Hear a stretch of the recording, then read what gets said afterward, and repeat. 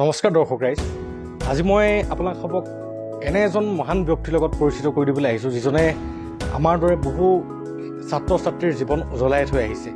আমাৰ নগাঁও কলেজ অট'নমাছৰ অৱসৰপ্ৰাপ্ত অধ্যক্ষ অৰ্থাৎ আমাৰ গোটেই নগাঁও ডিষ্ট্ৰিক্টৰ এজন পূজনীয় ব্যক্তি, চিৰনমস্য পূজনীয় ব্যক্তি। তেখেত হৈছে আমাৰ অতিকৈ শ্ৰদ্ধাৰ ডক্টৰ শৰৎ বৰকটকী ডাঙৰীয়া। নমস্কাৰ ছাৰ। নমস্কাৰ ছাৰ, মোৰ পৰম সৌভাগ্য যে আজি আপোনাৰ বহুমূলীয়া সময়ৰ পৰা মোক এটা সময় আপুনি দিছে আৰু মোৰ আনন্দক মই কণ্ট্ৰল কৰি ৰাখিব পৰা নাই আজি যে মই আপোনাক কিদৰে ধন্যবাদ জনাওঁ। ছাৰ, মোৰ এটাই প্ৰয়াস যে মই সমাজৰ প্ৰতিটো বৰ্গৰ মানুহকে যাতে অনুভৱী ব্যক্তিসকলৰ মতামতৰ ভিত্তিত যাতে আৰু এখোজ আগুৱাই নিবলৈ পাৰোঁ, তাৰে এটা প্ৰয়াস কৰিছোঁ ছাৰ। আৰু সেই প্ৰয়াসটোত মই আজি আপোনাৰ জীৱনজোৰা অভিজ্ঞতাৰ পৰা কিছু অংশ মোৰ দ্বাৰা আহৰণ কৰি মই সমাজখনলৈ বিতৰণ কৰি যিসকলে এই ভিডিঅ'টো চাই তেওঁলোকক যাতে কিবা এটা উপকাৰ সাধন কৰাব পাৰোঁ, সেই তেনেকুৱা এটা উদ্দেশ্য লৈ আহিছোঁ ছাৰ। পোনপ্ৰথমে মই জানিব বিচাৰোঁ, যিহেতু আপুনি আমাৰ নগাঁও ডিষ্ট্ৰিক্টৰ আটাইতকৈ জনপ্ৰিয় আটাইতকৈ মূল্যৱান শিক্ষা অনুষ্ঠানটোৰ এজন প্ৰিন্সিপাল আছিলে, গতিকে আপুনি প্ৰিন্সিপাল হৈ থাকোঁতে আমিও পঢ়া শুনা কৰিছিলোঁ তাতে।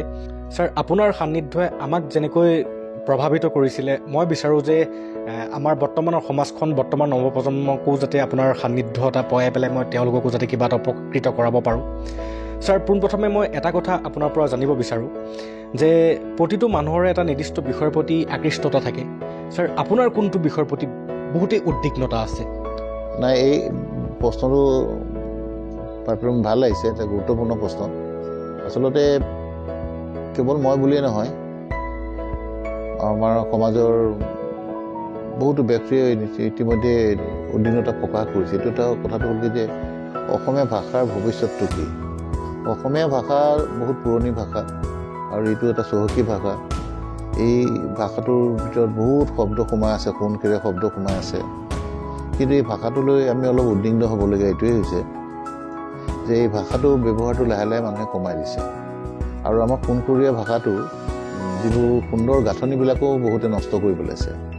গতিকে আমাৰ ভাষাটোৰ ক্ষেত্ৰত মই অলপ উদ্বিগ্ন। আৰু দেখা গৈছে যে ক'ভিডৰ পাছৰ পৰা আমাৰ পাঠকৰ সংখ্যাও কমি গৈছেগৈ। এজন বিখ্যাত অসমীয়া সাহিত্যিকে লিখা কিতাপখন কিমান ছপায়? প্ৰথম সংস্কৰণৰ খুব বেছি 500, কেতিয়াবা 1000 হয়। কিন্তু ওচৰৰ যদি আমি চুবুৰীয়া আমাৰ ৰাজ্য পশ্চিমবংগৰ এজন সাহিত্যিকে 3000, 5000 কৰি প্ৰথম সংস্কৰণত ছপাই শেষ হয়, তাৰপিছত আকৌ নতুনকৈ ছপাবলগীয়া হয়, দ্বিতীয় সংস্কৰণ ওলায়। তাৰমানে কথাটো হ'ল কি যে পাঠকৰ সংখ্যাটো খুব কম। আৰু নগাঁৱৰ এটা বদনাম আছে যে নগাঁৱৰ মানুহে খুব কম কিতাপ পঢ়ে বুলি, এইটো মহিম বৰা ছাৰে কৈ গৈছিলে। গতিকে কথাটো প্ৰমাণ কৰিবলৈ পটকৈ দিগদাৰ কোনে কিমান কিতাপ পঢ়িছে। আৰু দ্য হিষ্ট্ৰী অফ ৰিডিং বুলি আমাৰ মেকগুৱেলৰ কথাই মই ক'ব খুজিছোঁ। তেওঁ লিখিছিলে যে মই যে কেৱল কিতাপ পঢ়িছোঁ সেইটো নহয়, বহুত মানুহে বহুত কিতাপ পঢ়িছে। কিতাপৰ কথাটো যে কিতাপ কেনেকৈ পঢ়িব লাগিব, হোমেন বৰগোহাঁইদেৱে বহুত সুন্দৰকৈ লিখি থৈ গৈছে। কিতাপ কেনেকৈ আমি পঢ়ি পেলাই তাৰ ৰসাস্বাদন কৰিব লাগিব। আৰু পাঠকৰ বাবে সকলো পাঠকৰ কাৰণে বেলেগ বেলেগ ৰুচি, সেইমতে কিতাপ আমাৰ অসমীয়া ভাষা লিখা হৈছে নাই, এইটো এটা প্ৰশ্ন থাকিব পাৰে। কিন্তু তুলনামূলকভাৱে যদি আমি কিতাপ নপঢ়োঁ, আমাৰ মানুহবোৰে যিকোনো কিতাপ, অসমীয়া কিতাপ, তেনেহ'লে কিন্তু ভাষাটো প্ৰসাৰৰ ক্ষেত্ৰত বাধাৰ সৃষ্টি হ'ব। আৰু মই এনেই নিজে দেখিছোঁ যে আমাৰ বহুত জনগোষ্ঠীয় ভাষা পৃথিৱীৰ বুকুৰ পৰা নাইকিয়া হৈ গৈছে। আমাৰ অসমৰে তিনিচুকীয়া জিলাত বুদ্ধিষ্টসকলে ব্যৱহাৰ কৰা, চাম সম্প্ৰদায়ে ব্যৱহাৰ কৰা এটা ভাষা এটা ইনডেঞ্জাৰ্ড অৱস্থালৈ গৈছেগৈ। আজি থাকিলে আমি অনুভৱ কৰিব নোৱাৰোঁ যে অসমীয়া ভাষাটোৰ ব্যৱহাৰ কৰা মানুহৰ সংখ্যাটো কমি যাব নেকি। কিন্তু আজি বা 50 বছৰ পাছত কি হ'ব সেই ছবিখন, বা 30 বছৰ পাছত ছবিখন কি হ'ব? আচলতে আটাইতকৈ ডাঙৰ সাগৰখন হৈছে চিয়াঁহীৰ সাগৰ। কিমান কিতাপ লিখা হৈছে আমাৰ নিজৰ ভাষাত, শংকৰদেৱৰ পৰা আৰম্ভ কৰি আমাৰ তাৰকৰ পৰা মহন্ত কুণ্ডলীৰ পৰা আৰম্ভ কৰি আমাৰ পৃথিৱীৰ বিভিন্ন ভাষাত এখন যিবোৰ চিয়াঁহী ব্যৱহাৰ কৰি লিখিছে, সাগৰ মহাসাগৰ বুলি কৈছে। দুৰান্তই কৈছে কিতাপ চিয়াঁহীৰ মহাসাগৰ। আমি চিয়াঁহীৰ এই মহাসাগৰ আচলতে আমি সাঁতুৰিব লাগে, তাৰপৰা আমি ৰসাস্বাদন কৰিব লাগে। আৰু কিতাপৰ কেৱল যে কিতাপ পঢ়ি পেলাই ভাষাটো ৰক্ষাটোৱে নহয়, আমাৰ নিজৰ জ্ঞান প্ৰজ্ঞা এইবিলাকৰ বিষয়ে ছক্ৰেটিছে কৈছিলে যে কিতাপ নহয় মুখস্থ কৰিব লাগে, মানুহৰ মুখে মুখে প্ৰচাৰ কৰিব লাগে। কিন্তু ছক্ৰেটিছৰ চব কথা আমি সমৰ্থন নকৰোঁ, মহান দাৰ্শনিক। কিন্তু আমাৰ অসমীয়া ভাষাটোৰ বিকাশ আৰু সংবৰ্ধনৰ কাৰণে আমি পাঠক বঢ়াব লাগিব। আৰু মই 2-1 মিটিঙতো কৈছোঁ যে আমাক সাধাৰণতে মিটিঙলৈ গ'লে সম্বৰ্ধনা জনাই গামোচা দি পেলাই, গামোচাখন আমাৰ খুব আদৰৰ, গামোচাৰ লগত আমাৰ আৱেগ আছে। জ্যোতিপ্ৰসাদে কৈছিলে আয়ে দিয়া বিহু গামোচাৰে গুলী কোৱা তেজ মচি। বিহুত বিহুৱানখন লৈ পেলাই কিমান গীত আছে। আমাৰ ডেকা ল'ৰাজনে যেতিয়া মাতিছে কৈছে মোক এখন বিহুৱান কোনে মানে বৈ দিব, গামোচা শিপিনীজনী আহ্বান কৰিছে যে আহা তুমি, তেনেকুৱা ধৰণৰ কথা আছে। কিন্তু মই কৈছোঁ এই গামোচাখনটো এতিয়াতো মেচিনত কিনা বনোৱা গামোচাখন আমাক দিয়ে, আৰু গামোচাখনৰ সলনি এখন গামোচা 100-150 টকা পৰে। যদি অসমীয়া কিতাপ এখন কিনি পেলাই দিলে হয়, তেতিয়াহ'লে অসমীয়া কিতাপখনৰ প্ৰসাৰ বাহিৰে হয়। গামোচা দিয়ক য'ত য'ত আছে বেলেগ বেলেগ অনুষ্ঠান, কিন্তু সাহিত্যৰ লগত জড়িত যিবিলাক সভা সমিতি হয়, মই সেইবিলাকত মানে মই কৈছোঁ যে পাঠকৰ সংখ্যা বৃদ্ধি কৰিবৰ কাৰণে আমি গামোচাৰ প্ৰতি কিতাপ দিব লাগে। মই পাঠকৰ সংখ্যা বহুৱাটো বিচাৰিছোঁ। চেলেঞ্জ কিছুমান থাকিব, চেলেঞ্জ মই অতিক্ৰম কৰিব লাগিব। মই ভাবোঁ যে অসমীয়া ভাষাৰ যিটো ভাবুকি হ'ব পাৰে, তাৰ কাৰণে কিন্তু প্ৰস্তুতি আমাৰ সমাজখনে, অসম ভাষাপ্ৰেমীসকল কৰিব লাগিব। আৰু কিছুমান মানুহ আছে তেওঁলোক নীৰৱে কাম কৰি থাকে, তেওঁলোকে সম্বৰ্ধনা ল'বলৈ নাহে, প্ৰচাৰ নিবিচাৰে, বাতৰিকাকত তেওঁলোকৰ নাম নোলায়।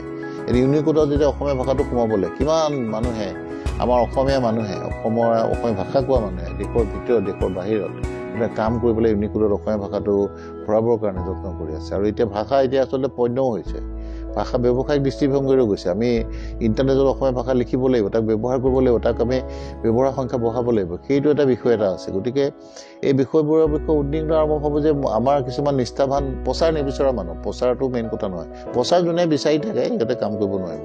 আমাক নীৰৱ এদল মানুহ লাগে যোনে কাম কৰি যাব। আৰু যদি তেনেকুৱা ধৰণৰ মানুহৰ লগত মই সংগ দিব পাৰোঁ, তেনেহ'লে মই ভাবোঁ যে মোৰ জন্ম লোৱাৰ পৰাটো মোৰ পুণ্য হৈছে। কিন্তু তেনেকুৱা ধৰণৰ মই সুযোগ পোৱা নাই, বা মই তেওঁ পুণ্য অৰ্জন কৰাবৰ কাৰণে ভগৱানে মোক সুবিধা দিয়া নাই। ছাৰ, খুব সুন্দৰ এটা পৰিৱেশ, গতিকে ভাবিলোঁ যে ভিতৰৰ পৰা অকণ বাহিৰলৈও যাওঁ। ছাৰ, মোৰ মনলৈ এটা সদায় প্ৰশ্ন আহে যে এজন মানুহক বয়সে তেখেতৰ জ্ঞানৰ পৰিধিত কেনেকুৱাকৈনো প্ৰভাৱ পেলায়। আমাৰ সমাজখনত মানে কিছুমান প্ৰচলিত মন্তব্য থাকে যে ইয়াৰ কথা শুনি বাপেকেই মোতকৈ সৰু, তাৰ পিতেকৰ কথাহে বৰ ডাঙৰ। এই তেনেকুৱা কিছুমান পৰিভাষা থাকে। কিন্তু আমি ইতিহাস বা আমি যদি বেদ শাস্ত্ৰ পুৰাণ এইবিলাকতো চাওঁ, তেতিয়াহ'লে তাত দেখা যায় যে ঋষি পুত্ৰৰ পৰাও বহুত ডাঙৰ ডাঙৰ ব্যক্তিয়ে জ্ঞান আহৰণ কৰিছিলে। আৰু মহান জ্ঞানী ৰজাজনক অষ্টাবক্ৰ নামৰ সেই 12 বছৰীয়া ল'ৰাটোৰ পৰা জ্ঞান লৈহে পৰিপুষ্ট হৈছিলে। গতিকে ছাৰ, মই এটা কথা আপোনাৰ পৰা জানিব বিচাৰোঁ যে বয়সে এজন মানুহৰ জ্ঞানৰ পৰিধিত কিদৰে প্ৰভাৱ বিস্তাৰ কৰে? এইটো এটা গুৰুত্বপূৰ্ণ প্ৰশ্ন।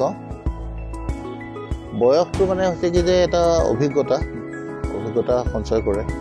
জীৱনত পোৱা নোপোৱা, জীৱনটোত মানে কি শিকালে, জীৱনটোত যিখিনি শিকিলে সেইখিনি কথাই আচলতে পাঠ্যপুথিৰ পৰা শিকাটোৱে বা কিতাপ পঢ়ি শিকাটোৱে মেইন কথা নহয়, আমাক অভিজ্ঞতাৰ পৰা শিকালে। তেনেকুৱা অভিজ্ঞতা বেলেগ বেলেগ বয়স, কম বয়সৰ মানুহৰ এটা অভিজ্ঞতা হয়। আচলতে বয়স শিকিবৰ কাৰণে আচলতে বয়সৰ কোনো কথা নাই বুলিও ক'ব পাৰি, ওলোটাইকে ক'ব পাৰি। আৰু গতিকে সৰু ল'ৰাটোৰ পৰা আমি শিকিব লাগিব, আৰু বিভিন্ন শ্ৰেণীৰ মানুহৰ পৰা শিকিব লাগিব। কেতিয়াবা আমি শিকাটো এটা কণ্টিনিউৱাছ প্ৰচেছ, ধাৰাবাহিক হয়, আৰু সেইটো বয়সৰ প্ৰভাৱ বুলি কথাটো নাই। কেতিয়াবা মই গ'লোঁ, মই দেখোঁ এটা সৰু ল'ৰা এটাই মালি হিচাপে এখন বাগানত কাম কৰি আছে, সি ফুলৰ পুলি কেনেকৈ লগাইছে, মই তাৰ পৰা শিকিব লাগিব। এজন মিস্ত্ৰী এটা গজাল কেনেকৈ মাৰে, মই তেওঁৰ পৰা শিকিব লাগিব।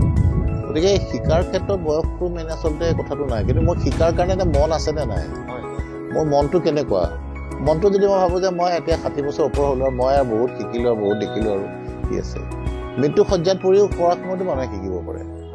গতিকে মই তেনেকৈ ভাবোঁ। আচল কথাটো হ'ল কি যে মই এটা কথা গুৰুত্ব দিওঁ যে আমাৰ ছাত্ৰ ছাত্ৰীসকলকো মই প্ৰায়ে কৈছিলোঁ এইটো কথা, যে আমি সদায় মানে এইটো মই এজন আমাৰ লেখকৰ পৰা পোৱা বস্তু যে আমি মানে পাৰ্থক্য কিছুমান কথা জানিব লাগে। পাৰ্থক্য কোনটো? এতিয়া প্ৰাইচ এণ্ড ভেলু, দাম আৰু প্ৰমূল্যৰ পাৰ্থক্যটো। ভেলুটো মই প্ৰমূল্য বুলি কৈছোঁ। এইটো হৈছে কি যে এবাৰ মোক এজন বন্ধুৱে এখন 5 ষ্টাৰ হোটেলত খাবলৈ মাতিলে, নৈশ ভোজ দিছে। এতিয়া বহুত মানুহ তাত গোট খাইছে। মই অলপ দেৰিকৈ সোমালোগৈ। মই দেখিবলৈ অলপ আফচোচ থাকিছে, কিয় তেওঁলোকে বহুত একেবাৰে মানে ধুনীয়া সাজ পোছাক পিন্ধি গৈছে। মই তেনেকুৱাটো পিন্ধা নাই, টাই চাই মাৰি ভাল জোতা চোতা চিকচিকাই থকা জোতা চোতা পিন্ধি গৈছে। মই সাধাৰণতে আমাৰ চেণ্ডেল এযোৰে পিন্ধি যাওঁ। মই গ'লোঁ আৰু মই অলপ নিজৰ সংকোচ হৈছে, তথাপি বন্ধুৱে মাতিছে, মই গ'লোঁ 5 ষ্টাৰ হোটেলত, তেওঁ নৈশ ভোজ দিছে। এতিয়া গৈ পোৱাৰ পাছত তেওঁক মই সম্ভাষণ জনালোঁ, গুড ইভিনিং ক'লোঁ। তাৰপিছত প্ৰথমতে খাবলৈ কিবা কিবি আহিলে, তাৰপিছত মেইন কোৰ্চ আৰু সেইটোলৈ গ'লোঁ। তাত ভাতৰে কেইবাবিধো আছে, মাংসৰো কেইবাবিধো আছে, মাছৰো কেইবাবিধো আছে। গোটেইবোৰ অলপ অলপ টেষ্ট কৰিলোঁ চব মানুহবোৰ এতিয়া খাই শেষ হ'ল মানুহবোৰ ঘৰা ঘূৰি গ'ল আৰু গুড নাইট শুভৰাত্ৰি কৈ গ'ল আৰু মই যোৱা নাই মই অকণ ৰৈছোঁ মই ৰোৱাৰ কাৰণটো এতিয়া বন্ধুৱে ক'লে বন্ধু কেনেকুৱা পালা মই ক'লো খুব ভাল লাগিলে মই তোমাক কথা এটা সুধিব কৈছে মানুহবোৰ গ'ল যেতিয়া সোধোঁ আৰু যে তুমি যে এনেকৈ আয়োজন কৰিলা কিমান কৰিলে কৈছে কি কিমান কৰিলে মানে প্ৰতিজনৰ বিপৰীতে কিমান টকাকৈ খৰচ কৰিলে হোটেলখনত সি ক'লে 5 মোৰ দৰমহা জোখৰাই চালোঁ চাগে 500 মানকৈ পৰিছে নেকি মই ক'লোঁ 500 কৈছে নাই নাই ক'ত 500 পাবা সেয়াত 5000 এইটো মানে আজিৰ পৰা প্ৰায় 10 বছৰ আগৰ কথা গ'ল সেইটো কথা 5000কৈ মানে মানুহক খুৱাইছে মোৰ প্ৰশ্নটো সোধাৰ কাৰণ আছে যে মই যদি কেনেবাকৈ পাৰোঁ মই এনেকৈ মানুহক খুৱাম আৰু দিম কিন্তু 5000কৈ এজনক মাতি এনেকৈ 300 মানুহ 400 মানুহ মোৰ অসম্ভৱ মই নোৱাৰিম ক'বলৈ মই নমস্কাৰ দি আহিলোঁ ঘৰলৈ আহিলোঁ মনটো বেয়াও লাগিছে যে মই মোৰ দৰমহা পইচা এনেকৈ মানুহক খুৱাব নোৱাৰোঁ আৰু মোৰ পৰিবাৰলৈ কি হ'ল মনটো বেয়া দেখোন বন্ধু এটা ভালকৈ নেখালা নেকি মই খালোঁ ভালকৈ খালোঁ তাৰপিছত মই এটা গেষ্ট্ৰিকৰ দৰৱ আৰু হজম হোৱা দৰৱ এটা খাই পেলাই শুই থাকিলোঁ তেনেকৈ গ'ল আৰু দিন গ'ল আৰু তাত মানে বুফে ছিষ্টেমত দিছিলে নহয় হোটেলখনত তাতে মানে বুফে ছিষ্টেমত মুখত তেওঁলোকে কাপোৰ মাৰি থৈছে যোনে বিলায় আপুনি খালেও খাওক নেখালেও নাই এনেকুৱা মুঠতে লৈ যাওক আমি আৰু লৈছোঁ আৰু তেনেকৈ তাৰপিছত মই তাৰ 5 বছৰমানৰ পাছত মোৰ মাৰা আছিলে তেজিয়া মই গাঁৱৰ ঘৰলৈ গৈছিলোঁ মাৰ ওচৰলৈ মায়ে মই যোৱাৰ পাছত কথা বতৰা পাতি এখন পিৰা পাৰি মাটিত বহাই কলপাতত ভাত খোৱালে কণী আমাৰ কণ বিলাহী বেহুৱা চাটনি অকণমান আচাৰ দিলে ভাত আমাৰ ঘৰত খেতি কৰে জহা চাউল আছে জহা চাউলৰ সৈতে দিছে মগু দালিৰ সৈতে নেমু টেঙা চেপি পেলাই খাই পেলাই ঘৰ পালোহি মায়ে থাকিব কৈছিলে মই থাকিব নোৱাৰিলোঁ কিন্তু মই যদি চাওঁ মোৰ মাৰ মানে হাতেৰে যিটো ৰান্ধি পেলাই খুৱাইছিলে গৰম দিন কাৰেণ্ট যোৱাৰ কাৰণে গাঁৱত কাৰেণ্ট নাথাকে বেছিভাগ সময় বেছি দিছে মই যে মা তই কিয় মোক বেচিব মই সেইটো বেচিব লাগে মাক মই বিচাৰটো বন্ধ কৰালোঁ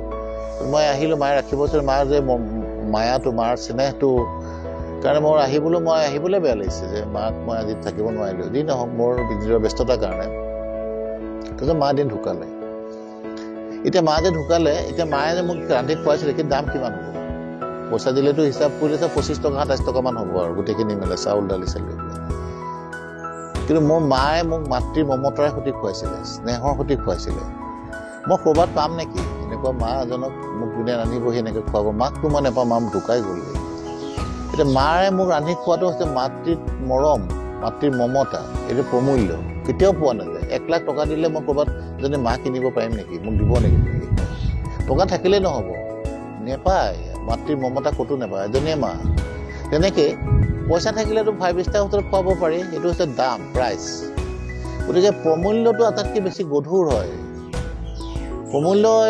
প্ৰমূল্য আচল আমাৰ জীৱনটো এটা প্ৰমূল্য ভিত্তিত আমি চলিব লাগিব আৰু সেইটোৱে মই ভাবোঁ যে আচলতে মেইন কথা যে আমি সদায় দামত গুৰুত্ব দিব নালাগে প্ৰমূল্যক গুৰুত্ব দিব লাগিব আৰু আমাৰ সকলোৱে ছাত্ৰ ছাত্ৰীসকলে আমাৰ সমাজৰ সকলোৱে পাৰ্থক্য প্ৰমূল্য আৰু দামৰ মাজত পাৰ্থক্যটো জানিব লাগিব আৰু তেতিয়া মই ভাবোঁ যে বয়সৰ কোনো কথা নাই এজন বয়সীয়াল মানুহে প্ৰমূল্য আৰু দামৰ পাৰ্থক্য নুবুজিব পাৰে এজন সৰু ল'ৰা তেওঁ এইবাৰ BA পাছ কৰিছে তেওঁ প্ৰমূল্য আৰু দামৰ পাৰ্থক্য জানে গতিকে মই কাৰ ওচৰত গৈ শিক্ষা গ্ৰহণ কৰোঁ এই ল'ৰাটোৰ পৰা শিক্ষা গ্ৰহণ কৰোঁ আৰু মই ভাবোঁ যে প্ৰতিজনৰে এটা জ্ঞান তেওঁলোকৰ বুদ্ধিৰ বৃত্তি আছে আৰু সেই মনটো আচলতে অলপ আগতে তুমি মোক বেলেগ কথা প্ৰসংগত কৈছিলা যে এটা বুদ্ধিদীপ্ত মন এটাৰ কাৰণে বয়সৰ কথা নাই বুলি কিন্তু বুদ্ধিদীপ্ত মন এটা সৃষ্টি কৰিবৰ কাৰণে তেনেকুৱা কথা নাই হয় ছাৰ বহুতেই ধুনীয়া এটা আপুনি উত্তৰ দিলে আৰু মই সন্তুষ্ট হৈছোঁ মোৰ জিজ্ঞাসা বাৰুকৈ তৃপ্ত হৈ উঠিছে আপোনাৰ এই উত্তৰটোৰ দ্বাৰা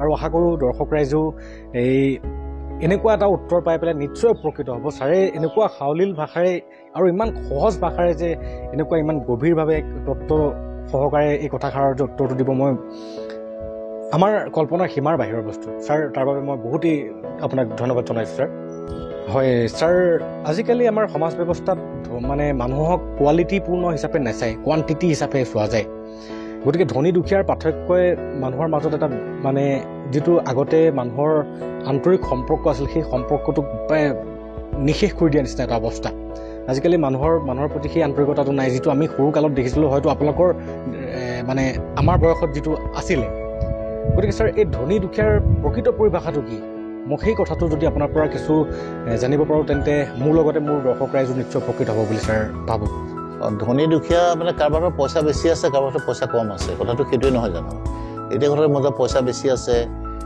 মই মিডিল ক্লাছৰ কথাই কওঁ, মই মানে মোক এখন গাড়ী লাগে, মোক এটা ডাঙৰ ঘৰ এটা লাগে, মোক এটা দামী মোবাইল ফোন এটা লাগে, মোক এটা দামী স্মাৰ্ট টিভি এটা লাগে, এনেকুৱা ধৰণৰ মানুহৰ নিডবিলাক বাঢ়ি গৈ থাকে। মই বিদেশ ফুৰিব লাগে, মই দেশ বিদেশ উৰাজাহাজত ঘূৰি ফুৰিব লাগে, এনেকুৱা ধৰণৰ মানুহৰ নিড কিছুমান আছে। আৰু কিছুমানৰ মানে নিডটো মন যায় কিন্তু কৰিব নোৱাৰে, তেতিয়া আহি যায় ধনী আৰু দুখীয়া প্ৰশ্নটো। মই সেইটো আচলতে মই তেনেকৈ নেমানো।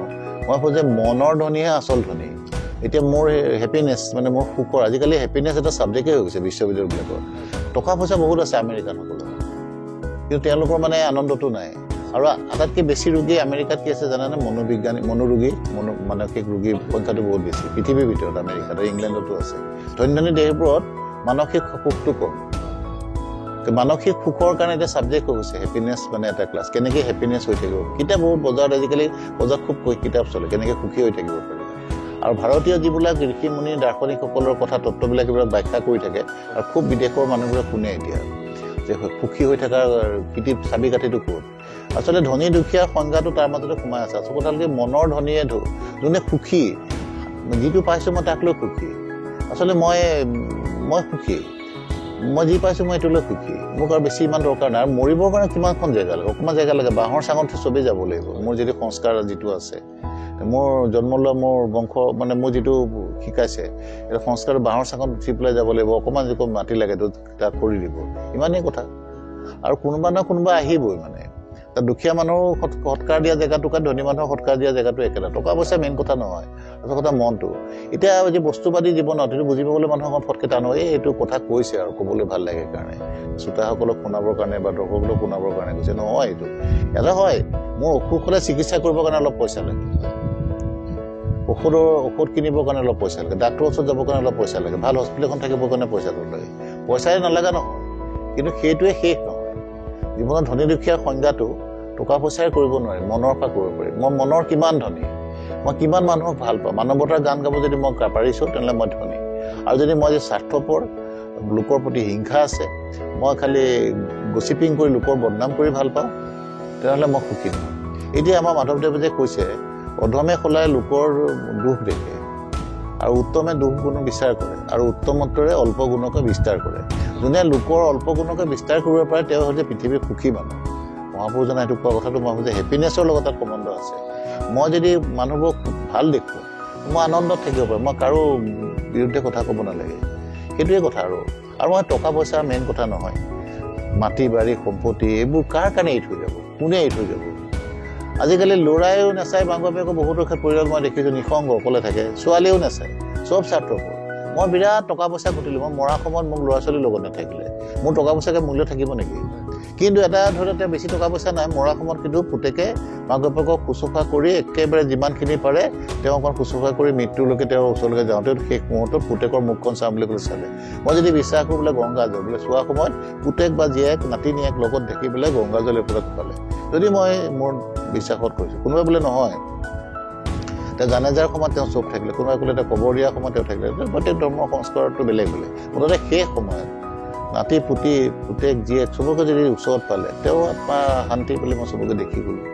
আৰু বোলে নাই বোলে পুতেকে একে মাল্টিনেশ্যনেল বহুত ধনী, বহুত বোলে 10 লাখ টকা ইনকাম কৰে, 30 লাখ টকা মাহিলী ইনকাম কৰে, পুতেক ক'ত আমেৰিকাত আছে, মৃত্যুৰ সময়ত নাহিলে, বাপেকক নিবও নোৱাৰে, বাপেকো নাযায়, বোলে তেওঁ বৃদ্ধাশ্ৰমত থৈ দিয়ে। তাৰ কিবা আনন্দ আছে নেকি? তেওঁ কি আৰু ধনী? পুতেকৰ টকা পইচাত ধনী, নিজৰ টকা পইচাত ধনী নহয় নহয়। গতিকে মই তেনেকৈ নাভাবোঁ, আৰু মই তেনেকৈ ভাবিবলৈ মই চেষ্টাও নকৰোঁ। আচল কথা মই মনৰ সুখী আৰু এইটোকে হয়। ছাৰ, বহুতেই সন্তোষ পাইছোঁ আপোনাৰ উত্তৰটোৰ দ্বাৰা। আৰু মই সদায় এটাই প্ৰাধান্য দি আছোঁ যে মানসিক শান্তিটোৱে, যে মনৰ পৰা কেনেকৈ নিজকে সুখী, মনৰ পৰা কেনেকৈ নিজকে বহুতেই মানে ধনী ব্যক্তি বনাব পাৰিম, আৰু সেইটো কেৱল জ্ঞান অৰ্জনৰ দ্বাৰাহে পাৰিছে। অনুভৱ কৰিছোঁ আপোনালোকৰ পদচিহ্নতে আমি যাবৰ কাৰণে চেষ্টা কৰিম।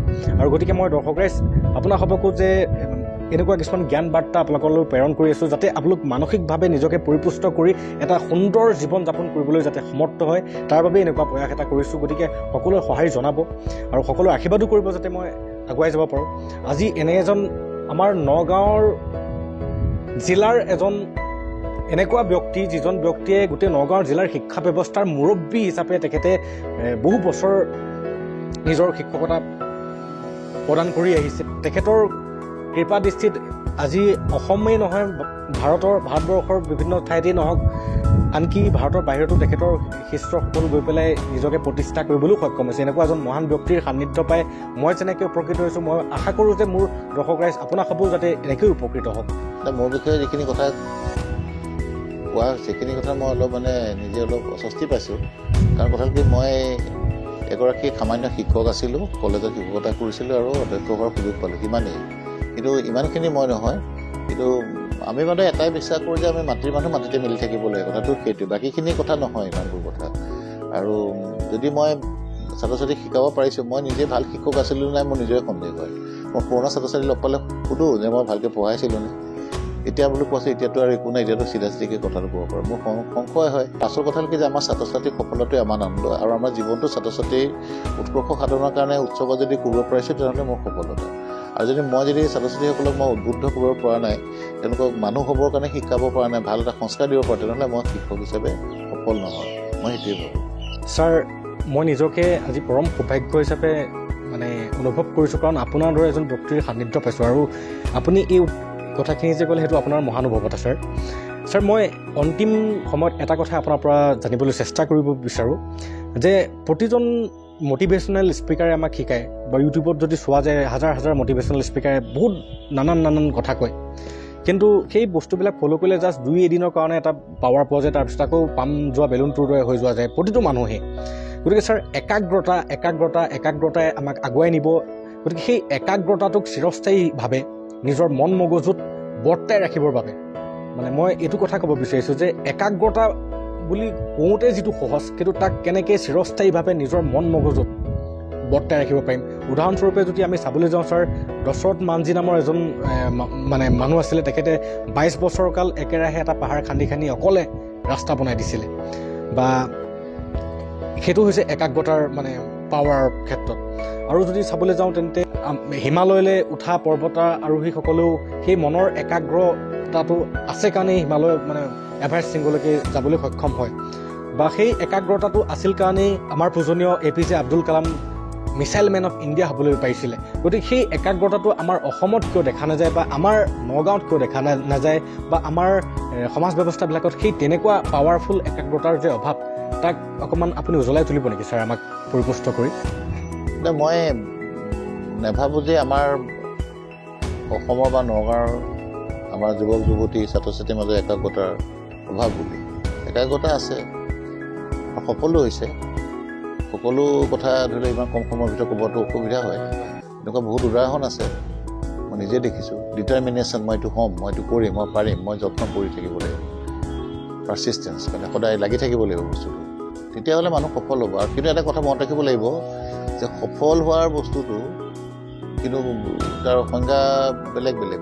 বহুত পণ্ডিত দাৰ্শনিকে বেলেগ বেলেগকৈ দিছে যে এটা অনুষ্ঠানৰ গ্ৰ'থৰ লগত কিন্তু তেওঁ মানুহৰ কাৰণে কি কাম কৰিছে তাৰ সম্বন্ধ আছে, প্ৰগ্ৰেছ। আৰু প্ৰগ্ৰেছটোৰ পাছত প্ৰগ্ৰেছটোৱে যদি মানৱতাৰ কাৰণে কাম কৰিছে, তেনেহ'লে ছাকচেছ হ'ব, সফল হ'ব। ইয়াৰ লগত একাগ্ৰতা জড়িত আছে। ইয়াত মোৰ কি লক্ষ্যস্থান ঠিক কৰিবৰ কাৰণে মোৰ ডিটাৰমিনেশ্যনবিলাক জড়িত হৈ আছে। গতিকে মই ভাবোঁ যে একাগ্ৰতাটো অভাৱ নহয়, কিছুমানৰ নাই, বেলেগ কথা। কিন্তু আমি তাৰ লক্ষ্যস্থান ঠিক কৰি দিবৰ কাৰণে কিন্তু আমি স্কুল আৰু কলেজৰ পৰা আমি শিক্ষকসকলো দায়িত্ব আছে যে তুমি কি হ'ব খোজা। ল'ৰাটোৱে ক'ব যে মই ঠিক কৰা নাই ছাৰ, বহুতে ক'ব মই কিবা এটা হ'ব খুজিছিলোঁ, হ'ব নোৱাৰিলোঁ।